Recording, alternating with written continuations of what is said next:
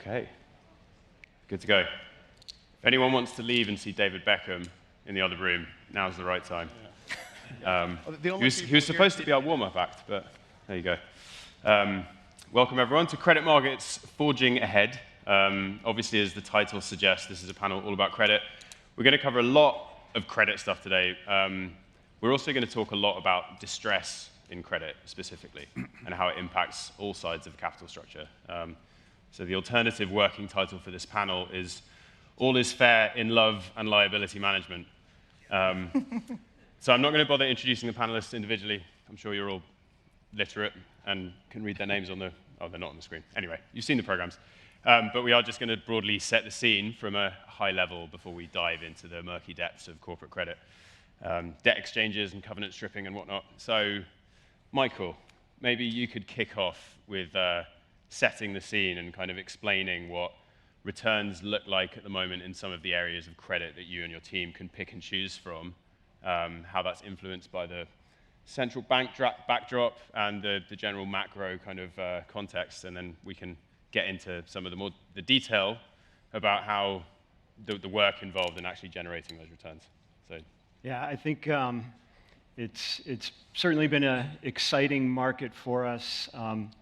I feel like there's two conflicting forces, if you will, that have been affecting the markets. Interest rates, obviously, and credit, and those are in opposition. Just to take the interest rate component, we're all very aware of central bank action. The Fed 11 hikes since March of 2022. If you look at just as a proxy, look at the 5-year Treasury, we've gone from a 1.25% to roughly 4.5% where we are now. So more than a tripling of yields.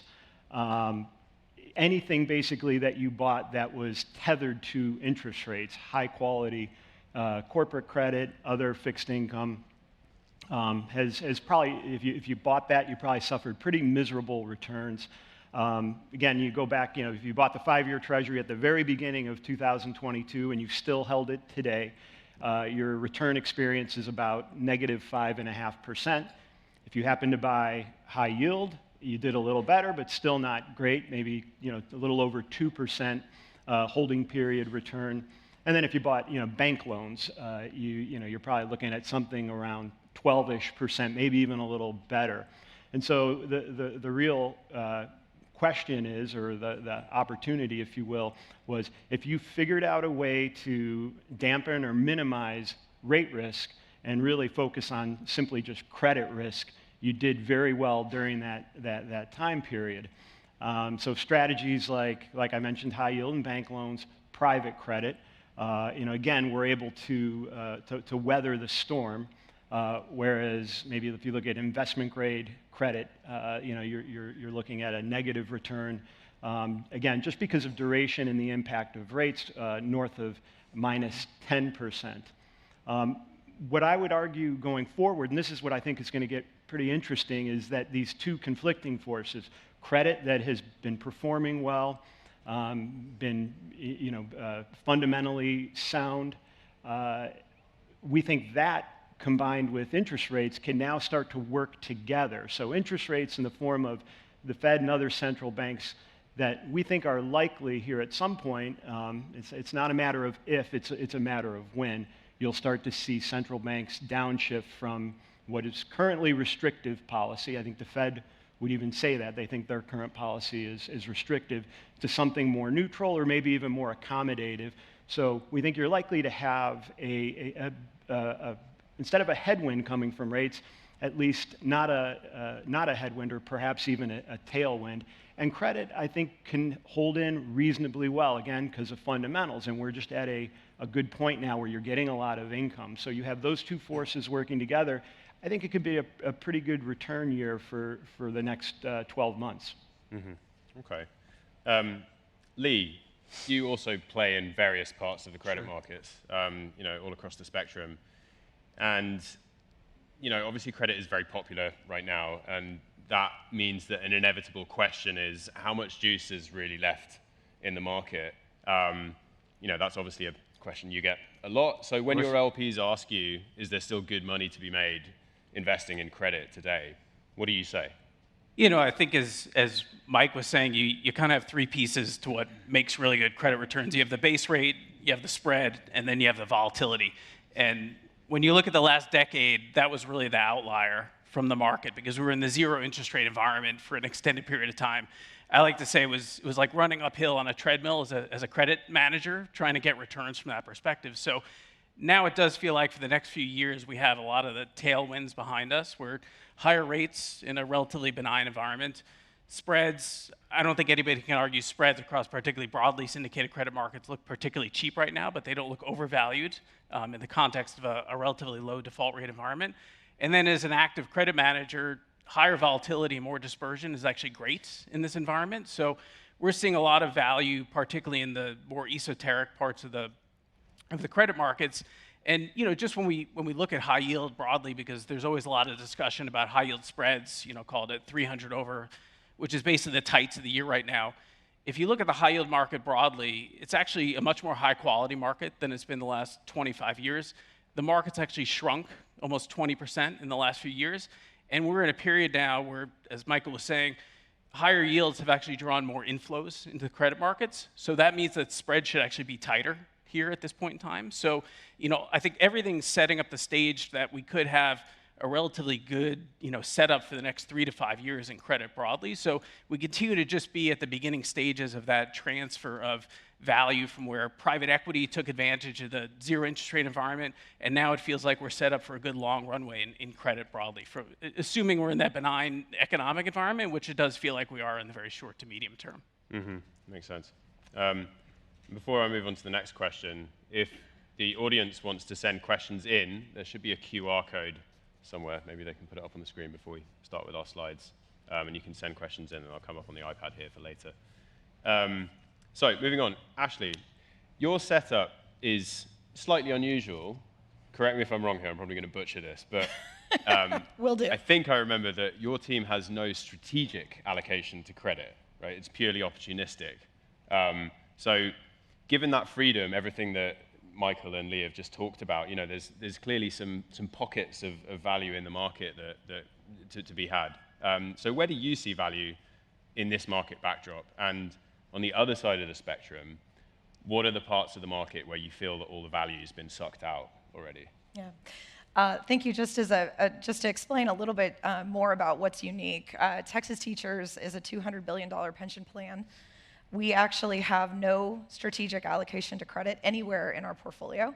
So traditionally, people think public pension. They think, oh, that's going to have a really high fixed income portfolio. That is not the case for us. We have a payout ratio that's below that of an endowment. And so we really run what we actually call an endowment light model. And so that means credit is done by all of the teams, but purely against equity-oriented benchmarks or a private equity benchmark or real estate benchmark. So we're only allocating to credit when we feel like there's something really unique or compelling about that. My team specifically exists at the trust to raise our hand when we see things that we believe the trust is missing or would not otherwise have. And so we have a 0% target weight. And that means every time my team finds something compelling, we actually have an asset allocation committee that decides what to sell. And so it is a unique portfolio in that regard, just to give a little bit more context. Our portfolio is currently about $7.5 billion. 70% of that is in credit today. And we find a lot of interesting spots, particularly in the asset-based space. We've been really large investors in regulatory capital relief transactions. We're moving today more into real estate and real estate construction loans. And so from where we sit, we think this is setting up to be a really opportune moment to put capital out to solve other people's problems. And I would say that that's really a two-part situation. Number one, we have a lot of general partners who need problems solved. So whether they have underlying portfolio companies that there's not an exit market for right now and they need some type of liquidity, we're seeing them coming to us looking for some kind of different and unique structure in that regard. So that could be NAV loans, it could be participation, it could be extensions, it could be continuation vehicles. We also are seeing on the other end a lot of portfolio companies and properties that we know that are going to need to be refinanced because they'll be hitting the end of a maturity soon. And so for our team, we're really gearing up to fill in those pockets of opportunity as they speak. The biggest one we're seeing today really is in the real estate construction market. So real estate construction loans are incredibly difficult to get unless you have 100% pre-let building. And so we think there's a lot of really interesting credit-oriented investments where we are looking and saying, that's what we thought we could make in equity 2 years ago. And now we're going to make that on credit with full downside protection and an ability to take over that building if anything goes wrong in construction. So there's a lot that we're interested in right now. We try not to be too gleeful, but I'd say it's setting up to be a really interesting market. Nice. So at this point, I want to introduce slides 1, 2, and 3, if the AV team can pull them up, just to tee up the next question. If we have our slides. Do we have our slides? No. No slides. We do not have slides. Okay. Well. You should describe them to the crowd. Yeah. I actually can. So one is bond issuance over the past year, and it's a line going down like that. The other is syndicated loan issuance over the past year, and it's a line going up like that, particularly in the first quarter of this year. So the reason I wanted to have those to tee up the next question is, which is for Mike, because private credit has been the really big story for the past couple of years, become a lot more popular, especially since the pandemic. And there was a long time where rising rates were really helping juice returns. But then the rate environment towards the very end of last year and early this year felt like it started to turn against private credit a little bit, because there's been such a big rebound in the broadly syndicated market. A lot of repricings happening, a lot of deals that might have gone to private credit going to BSL. So I guess broadly, and we can unpack this a bit more later, there we go, line goes down. There you go. And then the next one, line goes up. So yeah, the rebound in syndicated markets, has that made it a slightly challenging time to be a private credit firm right now? Sure, thank you. So I think the most challenging aspect of private credit currently, there's an equilibrium between the publicly syndicated markets and the private credit markets. And I think 2022 was an extreme example of disequilibrium. I mean, functionally, if you were anything but a double B or high single B issuer in 2022, you just didn't have access to the public credit markets, and the private credit markets were your only option. That's not equilibrium. Like, that's not sustainable. It was, so I think comparing it to 2022 and the first half of 2023, and concluding that that things have shifted dramatically against from private credit, that is true, but not relative to a baseline. So I think the most challenging thing in private credit right now is the dearth of M&A activity. If you 2021 to 2022, LBO activity down 38%, 22 to 23 down another 36%. So the standard strategy in private credit supports private equity companies. It's not the only strategy, but it's the door that most private credit firms are trying to walk through. And there's just been significantly less of it. And so I think that is the biggest challenge facing private credit. I also don't think that's currently in an equilibrium status. So I think the rates question and how it affects private credit, it obviously bolsters returns in the short term. I think long term, the relationship between private credits and rates is about M&A volumes. And if we had a healthier M&A market, I think you'd see private credit taking a normal share of that M&A market. But the way these markets work, the capital that is built up in the public credit markets to invest in broadly syndicated loans and high yield bonds, since none of that was deployed in late 2022 and in most of 2023, yes, it's aggressively winning share from private credit. I also don't think today is an equilibrium. I mean, if we look historically as a percentage of total leveraged finance, private credit has been in the low single digits, so the 2, 3, 4% for the decade between 2010 and 2020.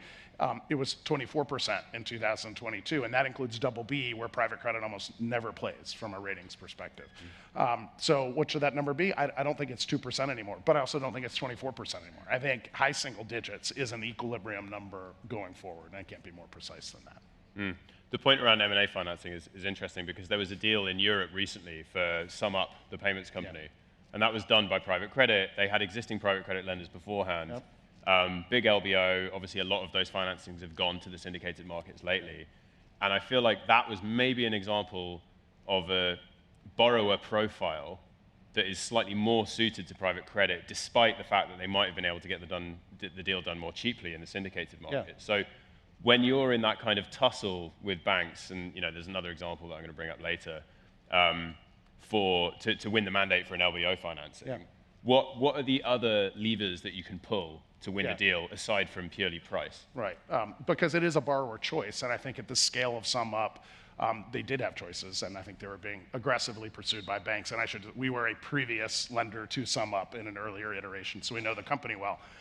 I think I'll encapsulate the reasoning with complexity, and it's not necessarily underlying company complexity, although that one had multi-jurisdictional operations, including in Latin America. And I think that the public markets, maybe we're going to have a challenge. We're going to be challenged to process that with publicly available information, even though it's a good business. I think the ability to support a company's future growth by committing capital today, based on a significant amount of private information that you've processed on the front end, is one of the big value adds to private credit. So it's the availability of a delayed draw term loan, like the Sum Up or many of the other businesses that private credit supports from the lending perspective. Their plan is to buy something today and buy something else tomorrow and the next day and the next day, and the ability to have certain financing is worth paying a spread premium. Because the reality is, if that's your business plan, it's a roll-up business plan, and you intend to hit the market 15 times over the course of the next 15 years, the chance in one of those instances that the public markets aren't receptive because of nothing you did is reasonably high. That you never hit an air pocket over the next 2, 3, 4 years. And almost definitionally, that period where you hit an air pocket and can't finance an acquisition is exactly the period where you want to be buying. Because that's when you get the negotiating leverage is on the buyer side. You get the best multiples or the same multiple purchase, but for a better company. So that is, to me, the biggest promise of private credit from the borrower's perspective. There are others, if there are nuances in the structure that don't fit in the CLO market, which is 70% of the capital that buys broadly syndicated loans is in the CLO market. So there are some other nuances around tailoring structures, but I think first and foremost, it's the ability to get conviction both today and tomorrow and support that day one in the private credit. Can I jump in with just Yeah, a comment on this? absolutely. Well, from an investor standpoint, just that lack of LBO activity has put us in an interesting spot evaluating private credit, because there's a lot of pools of capital being raised. I can tell you, I've probably personally been offered 20 different private BDC seeds to give money to managers that are trying to build new private BDCs. So there's a lot of capital out there, and when there's not a lot of LBOs happening, we have both our public credit managers and our private credit managers competing against each other. And where we get mostly worried is how that turns into loan documentation. And what that's doing to spread. So on one hand, there's a lot of investors, including ourselves, that are really looking hard at this space saying, hey, the base rate is now so high, I can generate a really attractive return for my investment organization. On the other hand, because there's so little and everyone's competing, we have people talking with us, and I think it's just the reality of the system. But we are hearing a lot of our managers talk about their clients. And as an investor, you're like, well, oh, you mean me, right? They're like, oh, no, actually, they're meaning the financial sponsors. And so, again, as an opportunistic team where we don't have to be invested in credit at any one moment, we're kind of watching this dynamic and saying, well, this is kind of interesting, because if you're building a large private credit business, this is the same dynamics we've always seen in the CLO space and the public credit side. It's not any different. You really need to have long-term relationships with those users of credit, which in many cases are the financial sponsors. So we're just seeing like a blending of worlds, the same dynamics we've seen for years on the public credit space, where there's maybe too much capital and they're competing. We're also seeing right now, and so I think fingers crossed for all of us, things start to normalize and we get more borrowing, and this kind of dynamic becomes a little bit lighter. But you guys may certainly have a disagreement with that. Yeah. So. Well, I was just going to add, I actually agree with what you're saying, but I think there is this longer-term secular benefit that's come from just the growth in private credit. If you're a below investment grade company, 10, 15, 20 years ago, your primary sources of capital were high yield market or the loan market. Now, by by some measures, private credit is roughly as big as those two markets. So if you're a small to medium-sized company, you just have a lot more financing options that are available to you. If you go through periods of stress, private credit can be a lot more responsive, can craft solutions that will help you get through perhaps a challenging period where, maybe 10, 15 years ago, you might argue that the bank loan market or the high yield market just weren't nimble enough to orchestrate a rescue of those types of companies. So I think there's this benefit, and what we'll see because you just have, again, the versatility of financing for these companies is you could quite possibly see lower default rates. There's an argument, and I won't get into it, that maybe that comes with lower recovery rates for those companies that do default. But I think on net, it's a positive development that we've seen over the last 10, 15 years. Well, I suppose there's a systemic stability argument as well, right? Like there's a lot of regulatory bodies kind of making noises about the growth in private credit, and is it a bubble or not, and does it have impacts on financial stability more broadly? But you could argue that the kind of proliferation of funding options for those companies spreads the risk around, and it means there's less of a risk of funding markets locking up like they did in 2008 or 2009. So maybe some media outlet picked that up. But also, when we think about the growth of private credit, if you just look at it on a Caiger basis, because I think that point gets made a lot. Like, if you look at places where there's significant growth, it's a pretty good heuristic to finding places where there might be inappropriate risk taking. Just in the history of finance, I think that's fair. But private credit has grown at a 16% Caiger for the last 10 years. Private equity, from a base that was 6x as big, has grown at an 18% Caiger. So it's like the growth in private credit has barely held serve relative to the growth in private equity. Yeah. This is probably a good time to bring up the next slides 4 and 5, just because they speak to some of the kind of erosion of terms and quality that you were alluding to, Ashley. If we can bring those up, it's basically the difference between average net leverage calculated using cash EBITDA, i.e. real EBITDA, and then those figures using marketed EBITDA. So you can see that, there's lending standards have got to the point where borrowers are able to flatter their credit profile quite a lot by adding all kinds of adjustments back to EBITDA. And I guess that's one of the arguments people make about too much capital chasing too few deals and just erosion of standards and risk kind of getting swept under the carpet. But Lee, you wanted to jump in there, so. I have so many different ways I could take this, but okay.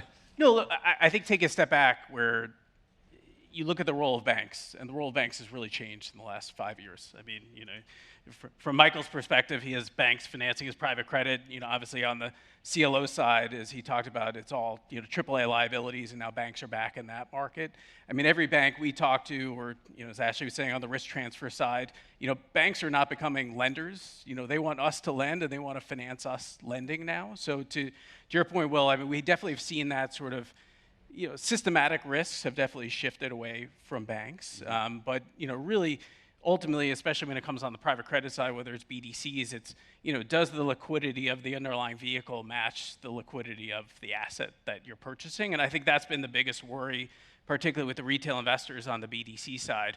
But, ultimately, I think there's a place for everything. It's going to be, when I think about private credit specifically, it seems a little bit more to me now as a bit of a vintage product, and you're going to see a little bit more dispersion in manager performance versus what you've seen the last bunch of years. But it does feel like in the short term that there's going to be a lot of demand, particularly as Ashley was saying, on the structured side, particularly on the CLO liability side. So if anything, we're going to see further pressure where loan spreads are going to come in the short term, because that CLO equity arb really works in the context of the current environment. So I think you're going to continue to see this, I wouldn't even call it a shift, but I think, broadly syndicated loans are just taking back what was lost in that sort of air pocket that Michael was talking about in that 22, 23 environment. Yeah. So you're alluding to funding structures for CLOs there, for sure. And I want to tap into that in a minute. But before we do that, Ashley, you kind of alluded to some of the reasons why earlier, but correct me if I'm wrong again, I'm probably going to butcher this, but you sold back some of your direct lending book to GPs recently. Yeah, well, you think you could fairly explain? recently. Sure. Yeah?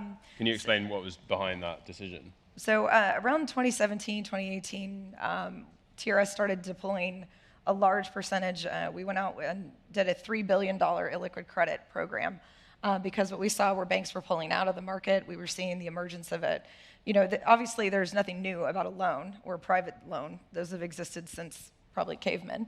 But really, private credit as an entire industry, we've seen a huge increase in the formation of capital and the sophistication of the vehicles, the type of leverage available, et cetera. So we went really big into that space. And around 2021, we actually had good performance through COVID. I think there is just so that Mike doesn't know I'm a hater, I think private credit has a really stabilizing force. And it's been very helpful. We love getting involved in private credit when it's opportunistic. But we want to see managers putting money out during those air pockets. Yeah. And we don't necessarily need them in normal times, I guess is how I would say it. So we felt like by the time we hit 2021, we were kind of in normal-ish times again. And so we actually approached our general partners and were able to sell them back $1.3 billion worth of senior direct lending that we had built. They were happy to have it because they have so much product and so many people, insurance money, other investors that were getting involved. They were very glad to take it back from us. And we kind of got to crystallize and create liquidity. And I think that's a really interesting component as we think about the go forward of private. I want to play both sides. I want public, I want private, I want to be able to do it all, but I need liquidity, at least for my program. And so that was a really great thing with our board for us to be able to say, yes, technically we didn't have liquidity, but we were able to negotiate a solution. And we took our portfolio down 23% in 1 year through just 2 transactions. So I think the more we create evergreen type structures, the more there is flexibility. It can be a really interesting thing. And now we're going back in. And we're going back in mostly because we see interest rates. The base rate is higher. We think there is really interesting opportunities to deploy. As I mentioned earlier, we think there's going to be a lot of solution-oriented capital and refinancing that's necessary. So we're rebuilding our credit book right now. And we just think there's a debate on the team. I have a team that's got equity folks and credit folks on it. The big debate on the team is how fast does the base rate fall down? Where does it stabilize? And then what do defaults and recovery rates look like in this product when we inevitably hit a recession, which we really haven't. And I'm sure you guys have all thought about this, but we really haven't seen a true recession, any kind of real stress hit the private credit space. So I think a lot of investors are kind of holding their breath and saying, let's make it through a cycle. Let's see how this stuff does all the way through a cycle, and then maybe I'm really going to open the pocketbook. Just two reactions to that. Yeah, I think one is about the evolution of the industry if we're talking about private credit, but the other is about liquidity. We have the exact same experience. If you look at an individual private loan, one of the justifications for the premium between private and public is illiquidity. And I think an individual loan performing, if it's non-performing, all bets are off, but a performing loan, I think it is somewhat illiquid, and it's an information asymmetry problem. If I own all of it and you're buying it, you should be skeptical of why I'm selling it to you. But what we find at the portfolio level, when we're talking about a diversified portfolio, which in private credit land is 80 names, it is actually quite liquid. That the buyers and the sellers can actually match up when you start diversifying away from single name risk. And I think that's an element of private credit going forward that we'll see more and more of. Not necessarily, there's a bit of a headline grab on banks wanting to trade names.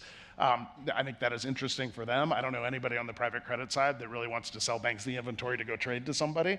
But portfolios, where you're taking it from one institutional investor who maybe wants liquidity or wants to change an asset allocation to another one that wants to go the other way, is a real thing. Yeah. And it is actually, liquid is the wrong word, highly doable. It's probably a good opportunity actually to kind of do some definition setting, right? Because there's a lot of talk about the secondaries market in private credit, and some people take that to mean, like you said, individual names, but it's not really that. It's stake sales, right? Which is no different. Either stake sales or strips of portfolios, pieces of individual loans. I mean, when I hear stake sale, I hear buy part of the firm. So I mean, there's that too. Right. Obviously, but it's sort of akin to like a CLO liquidating and doing a large BWIC, right? There's sort of absolutely. Yeah. That's what it is. I think the information isn't as freely available, so the amount of work on the front end is usually a little, I guess, maybe more significant. But that's what it looks like. The other on the evolution of the industry, and actually, like, as much as I'd like to disagree with a bunch of the stuff you said, I agree with it. And I think that as an industry, as it evolves, I think the real estate analogy is a pretty powerful one, that as private credit and the underlying strategies become clearer of what people are doing and what things are differentiated and what they aren't, this, to use real estate terms, sort of core plus, transitional is the wrong term for credit, but that spectrum is a real spectrum. And the core of the core is probably, big LBO lending, and that's one approach. But there are other approaches, and in the first decade and a half of our history, they were kind of mashed together, and now they're being teased apart. So I did have a question about CLO liability spreads, but I feel like we probably need to get to distress, because we've kind of slightly touched on the liability spread side. Sure. Do you want to add anything quick on liability spreads and the risk of a sudden kind of like sudden change? I don't think there's any. I think the risk in general is just things continue to go tighter here. Mm-hmm. I mean, you've seen the shift, banks taking more on the liability side, and if you look at I'll just kind of make the comment. If you look at where AAA liabilities are on the CLO side versus Treasuries, they're basically close to the 100th percentile of being that wide. So you should see them continue to tighten. So I think. Ashley, you should have just held your loans because they were all going to get refinanced in 6 months anyways. But, I mean, you're going to just continue to see things tighten here in the short term, given what you're seeing on that side. And look, I think leading to the distress pace, really you do have the haves and have-nots, whether it's in the loan market or in the private credit market. You have 75% of the loan market now trading above $99 price. So It's either you're at 99 or you're at 80. So I think most of the action then is going to be on the sort of more stress side, which I think is where you want to go. Well, that's okay. So that's a good seg then, because we need to talk about liability management, my favorite euphemism in the credit markets. So there is a lot more distress around these days, and consequently, that means there is a lot more liability management, and there's various reasons for that. One of them being kind of loose covenants, also higher interest rates driving the distress, but the covenants being looser is kind of determining how some of these scenarios play out. But Michael, maybe we can kick off with another bit of definition kind of setting. What is your definition of liability management? Because it is a kind of euphemism, and there's various other words for it. Yeah, it is. I mean, liability management exercises, LME, has become increasingly commonplace in the levered finance markets, and especially in the form of distressed exchanges. And I remember back, it started in high yield in 1990, and it was called the junk bond market back then. And over time, that just didn't sound right, and so we've morphed into now calling it the high yield market. I almost never hear anyone call it the junk bond market anymore. And when there was a point when high yield wasn't very high yield at all, right? And it wasn't even that long ago. Maybe that's true. We should have reverted back to junk maybe. But the point is that these liability management exercises, especially ones that are distressed bond exchanges, are really coercive exchanges. And that's probably the less polite term. And we're just seeing more and more of those. And the essence of it is basically that for these capital structures that are trading at deep discounts, management teams, sponsors, any other affiliates are really trying to figure out, is there a way to monetize that deep discount, somehow capture that? And it's in its simplest form. You could go out and you could use cash and you could buy a bond that's trading at 50 or 60 cents on the dollar, retire that bond. It's marked at 100 cents on the dollar on your balance sheet, and you would thereby, it would be a deleveraging transaction. You're basically paying down debt at a discount. But I think what a lot of management teams have learned, and sponsors, and you mentioned covenants, looser covenants, especially in the vintage 21, 22, have allowed them to do this.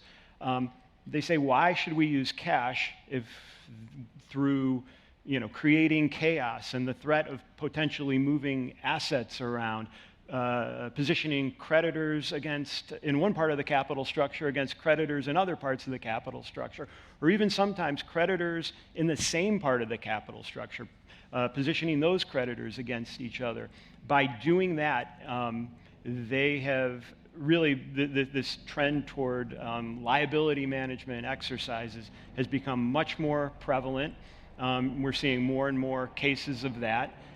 I would say the way that the best way to try to prevent that or to dampen that is really, obviously, it helps if you have scale, so it helps if you're a large holder of some of these securities. But I think creditors are doing, on our side of the business, are doing a better job of quickly organizing, linking arms. You know, what used to take, I remember, weeks to in days. So you're seeing a lot of these high-profile transactions that have been announced fail, or certainly disappoint in terms of what expectations were. And you know, I would say that we've got a guy named Chris Jacobs who is responsible for our overall workout efforts, and he aligns with other creditors. He's on creditor committees, works with legal and financial advisors. Those professionals right now are exceptionally busy. Mm-hmm. Well, that the point about organizing quickly makes me think about co-op groups. And Lee, one of the big developments in distress, you know, which you guys do a fair amount of over the past couple of years, is the co-op group. And some of them are getting very big, and there's also, you know, various intricacies to how they work. You know, is it a closed group, and at what point do you close the group, that kind of thing. So that has a big impact on navigating distress, right? So how do you do that at Golden Tree, and do you think a kind of playbook is emerging for this new and far more complex kind of distressed environment, or is it just getting more complex and less predictable?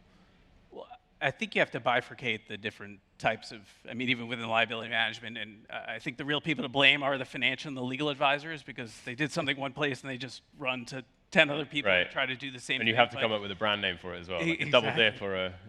But I think really ultimately you have to figure out what's really driving the transaction. So, you know, there are certain situations where it's just there is a short-term maturity and you need to do amend and extend, and really everybody's on the same page with that. I mean, those tend to be a little bit simpler when it comes to it. And then you have the other situations, which I think Michael was describing, where somebody pulls the pin of the grenade and throws the grenade and just hopes everybody kind of runs around with their head off, like waiting to see if, you know, somebody will do something unnatural to try to give everybody else some, you know, to give the sponsor or the equity owner some sort of benefit in that scenario, or even another asset manager to have a benefit in that scenario. I think that's where things have evolved more recently, as Michael was saying.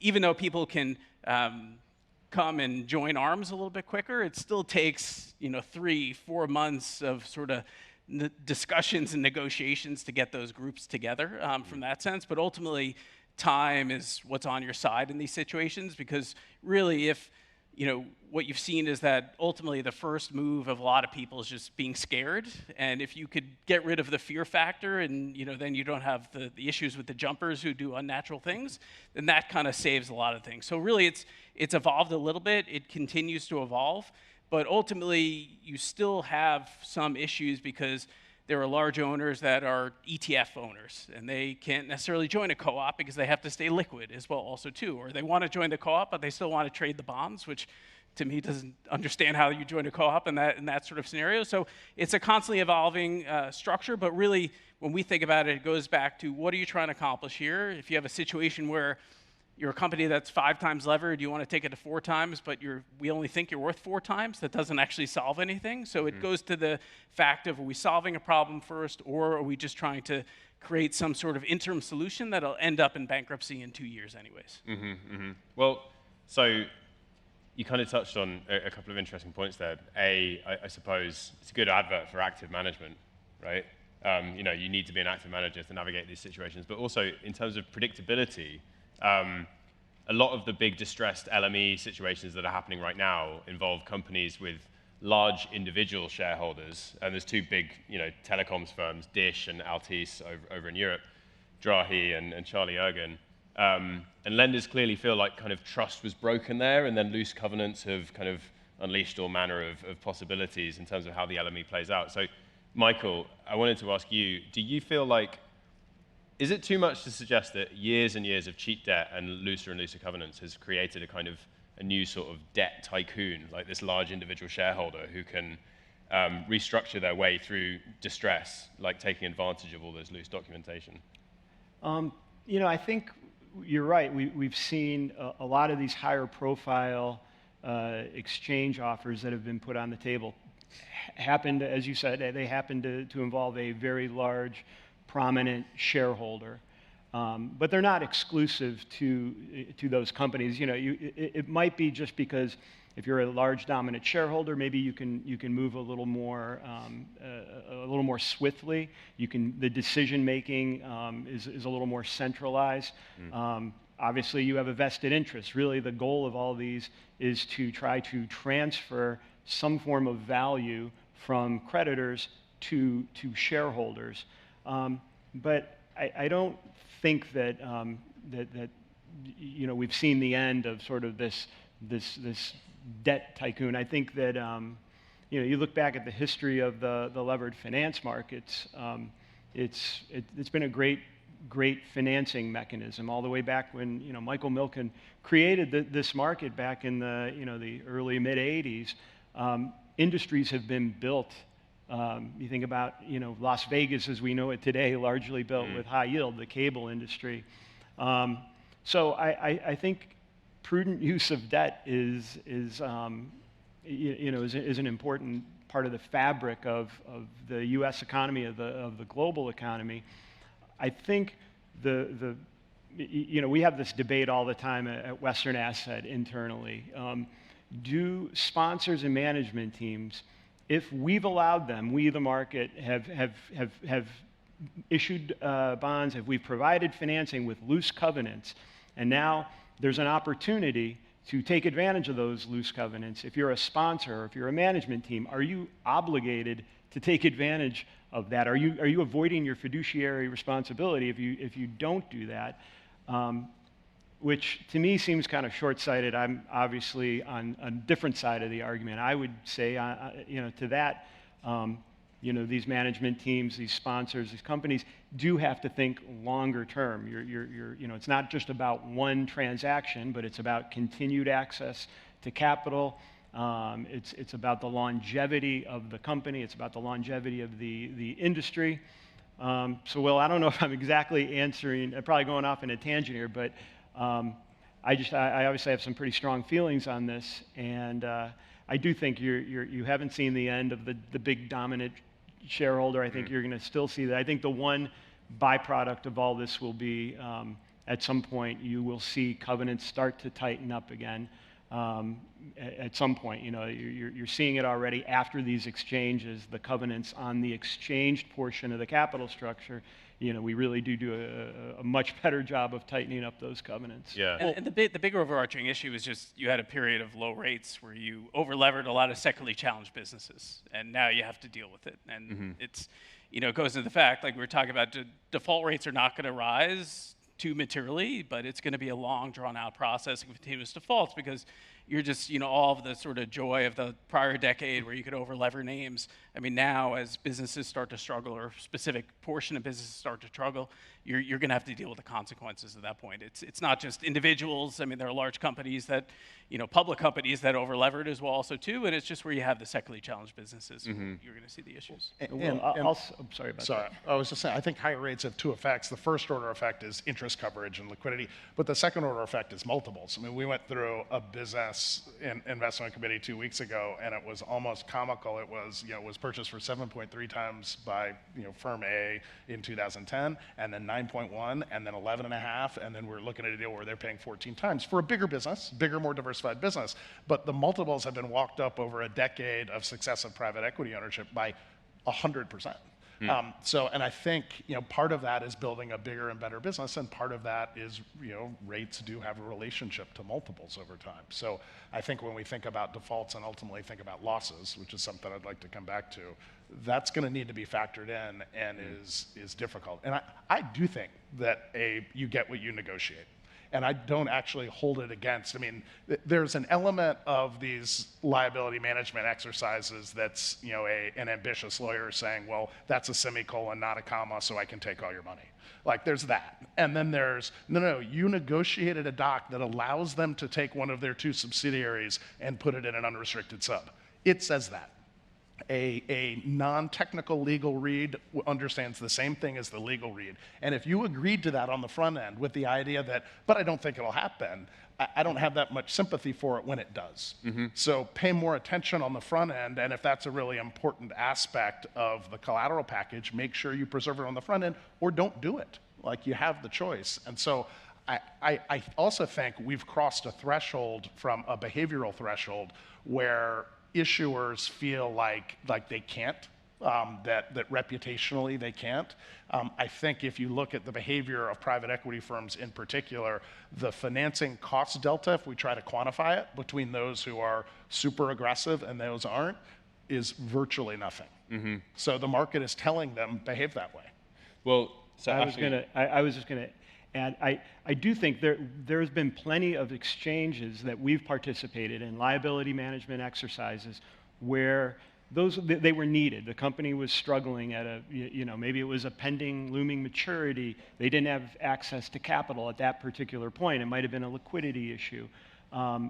We've had some very successful outcomes negotiating and working with management teams on exchanges that I think you could say are mutually beneficial. So when I was, kind of sounding a little salty earlier, what I was really talking about are those situations where there really isn't a catalyst. There's not something happening that's pending right now that is triggering the need for this. It's really just, taking advantage of a situation where bonds are trading or capital structures are trading at a deep discount. I guess I agree with Mike too. We will see improvements. That's to my point on covenants. Yeah. I think you'll see collectively the buy side be a little more stringent and a little more focused on covenant negotiation in addition to price and structure and so forth.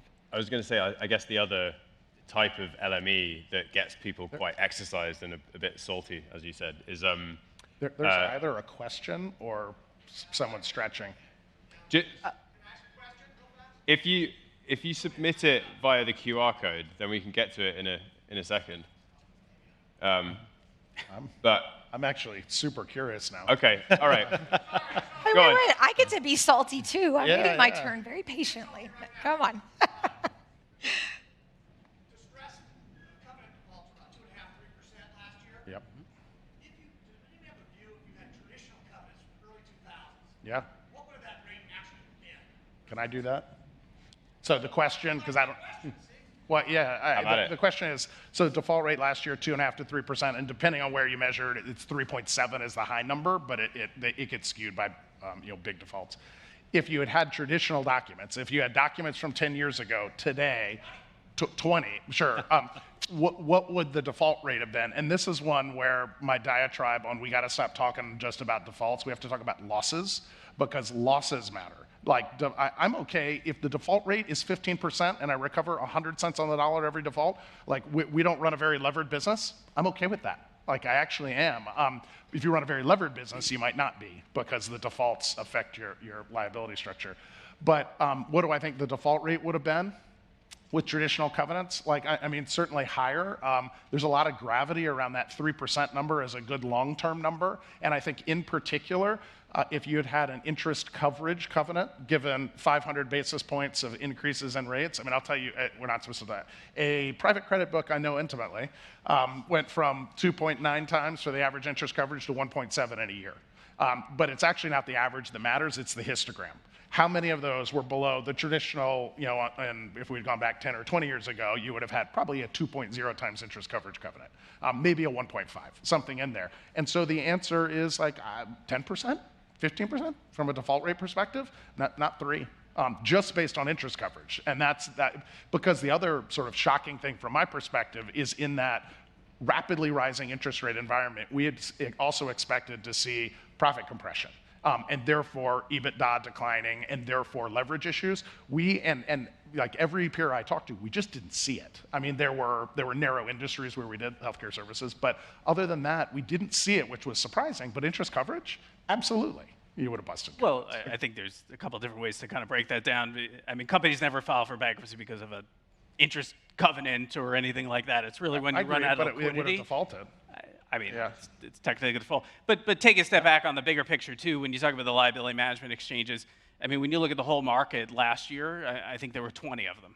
So, I mean, and not necessarily all of them would have filed for bankruptcy as well also, too. I think, Well, but half of liability management exchanges then file for bankruptcy. Well, a lot of them are to be determined at some point in time as well, so too. Yeah, so, but so far, no, more than half of them but eventually file for bankruptcy. But I think take a step back, which Yeah. I think where we started with when Michael started, we're in a relatively benign economic environment. So there are ways, whether it's your business or our business or Michael's business, Ashley's business, where you were going to kick the can down the road one way or the other, assuming these were sustainable businesses. Yeah. So if you think you're 40 or 50% LTV, exactly. why So, force so them? I agree. I agree. Defaults, would be higher. I don't know if it'd be 10% or 15%. But I think to your original point, it really is where this does impact things is on the recovery side. So where you saw loan recoveries, which historically were 70 cents in the dollar, are now, and this is on the broadly syndicated side, not the private credit side, around 40 cents in the dollar. I mean, would they have been back at 60 cents in the dollar? There's no doubt they would have been back at 60 cents in the dollar. recoveries would have been So I think the default rate is actually the sort of the red herring to look at. It's really about the recoveries and how that impacts, and ultimately then how that flows through the portfolios from that sense. Okay, I'm going to jump in here with a question for Mike, because the point around defaults, right? Like, it's only a default once you say it's a default, in a sense, right? And there is a much lower default rate in private credit than there is in the syndicated markets. And people have lots of opinions about why that might be. But I think you bring up an interesting point, which is kind of where is all the distress in private credit? And is it fair to say that a lot of it is just being staved off because you can amend and extend relatively easily because there's fewer players at the negotiating table compared to the kind of daily liquidity and kind of free fall that you sometimes see in syndicated debt markets? Daily liquidity and that 3/4 of the buyers are 12 times levered CLOs. Like, I think the ability to say, for example, evaluating a business that's underperforming, but you believe that you're 40 or 50% loan to value, and they're willing, if you will, allow them to not pay or pay half their interest in cash for the next 2 quarters, they'll pay it at a really big premium, and you think on the back end of it, you're not 40% loan to value, you're 44% loan to value, and just earned your investors a big premium. That is something that on the private credit side, not only can you consider, because your ability to service your own cash liabilities is usually, I mean, I think most people in private credit are usually 1 times levered or 0 times levered, and every flavor in between. So you can make that choice because of your own, like the actual fund structure. And I think it's a rational choice and a value maximizing one for your investors. So I think that happens all the time in private credit. And to go back to a previous point that we touched on around reputational damage from LMEs. So Ashley, I know you did this study on liability management recently. Do you think the stigma around distressed coercive exchanges, creditor on creditor violence, whatever you want to call it, however dramatic or diplomatic, do you think that stigma is disappearing? And is there any evidence of sponsors that engage in that type of behavior actually being punished in the primary markets with higher spreads or just generally higher financing costs? Yeah, okay. Well, I have lots of thoughts about this, so this is my turn to get salty. Our team obviously monitors, and in the seat of an allocator, you have managers that are coming to you and hey, I'm the greatest. I do such great loan documentation, and you kind of step back and you say, well, let's break down what's happening with LMEs. It's a really cute term. These are coercive debt exchanges. One of the things that's a little bit unique about this version that really concerns me as an investor is the concept of non-pro rata up-tiering, which means that certain investors, certain creditors are being treated differently than other creditors. This kind of breaks down the whole fundamental fairness as an investor. As a credit investor, I expect certain treatment of my credit. I don't expect that my managers are going to play against each other and that my sponsor is going to be involved in directing flows and fees to certain creditors over other creditors, and I think you fundamentally get to a breakdown in trust. And so I'll kind of liken it to what we saw when interest rates were obviously going up, right? And you had a very well choreographed move by the Fed. I would predict, and I'll just say we did a little bit of work internally, and I would say over 70% of the LBOs in our portfolios had zero interest rate hedging. Yeah. I consider that the equivalent of professional malpractice. And it is a little frustrating as an investor to have all of these really smart, sophisticated managers who are not thinking about it from our standpoint. And so when I think about non-pro rata up-tiering or the concept of a credit investor having to take a haircut while the equity investor does not, like, this is a big issue. There's a lot of components to it as far as older CLOs may not be able to participate. ETFs may not be able to participate. You certainly hope as an investor that you've picked the right guys who are friends with the right people on the equity side that are not going to treat you poorly. But I do expect that to mean that there is a premium and a penalty. And that is not happening anymore. And so on one hand, there's always two hands, right? On one hand, as an investor on the equity side, we have a $30 billion private equity portfolio at TRS. I want those guys fighting for every moment, and I am very sympathetic to the concept that they negotiated it. And as a fiduciary, the excuse is now, as a fiduciary, I need to go and get as much as I possibly can. And if that means unfairly treating creditors, then that's what it is, and that's their fault for agreeing to it.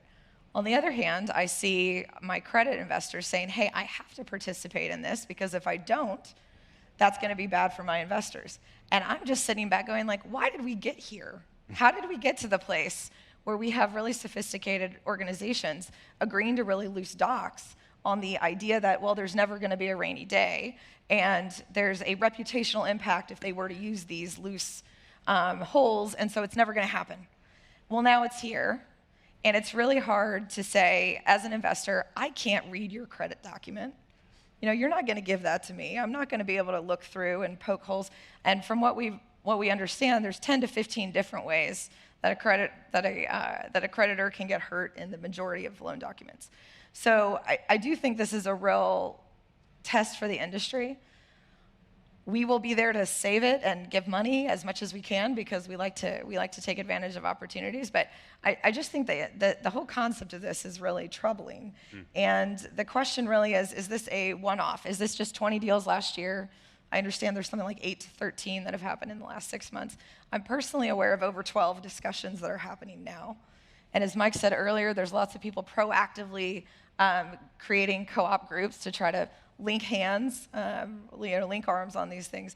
So the question is, okay, if these are one-offs and these really are distressed situations, this will be a relatively contained market. This is just same old. We have the same debt advisors and the same restructuring lawyers. They're going to play the same old games they always have. This is just a slightly different flavor.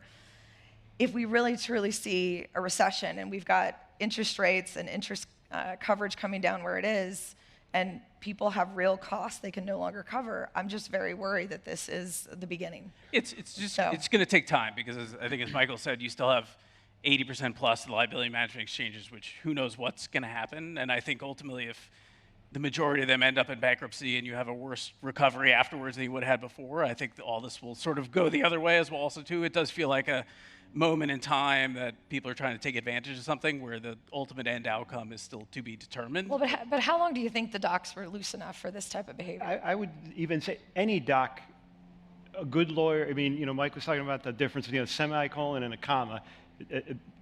Any document, and the buy side will do a better job going forward of tightening up covenants. I really believe that.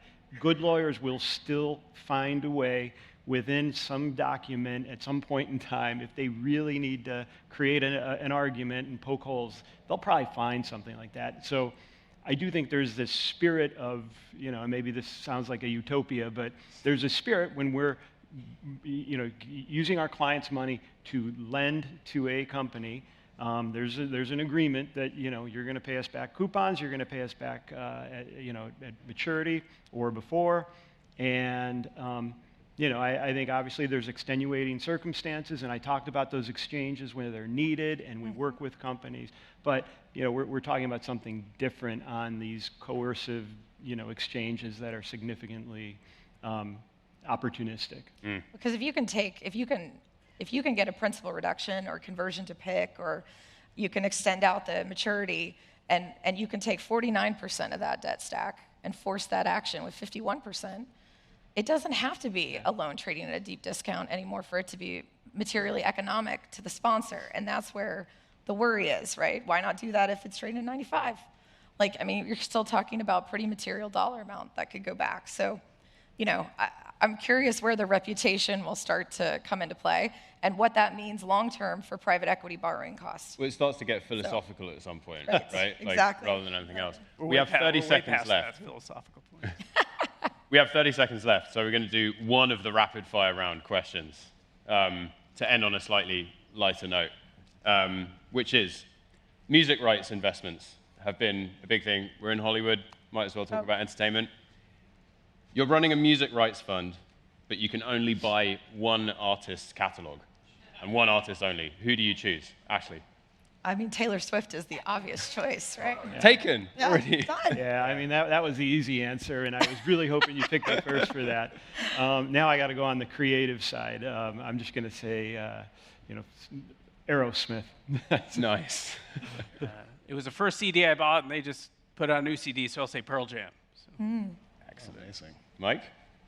So we have big investments in music rights. I have to do something where I won't offend anybody. Jimmy Buffett. Excellent. All right. All right. Well, please wrap, is what the screen is telling me. So thank you, everyone, for listening. That's it.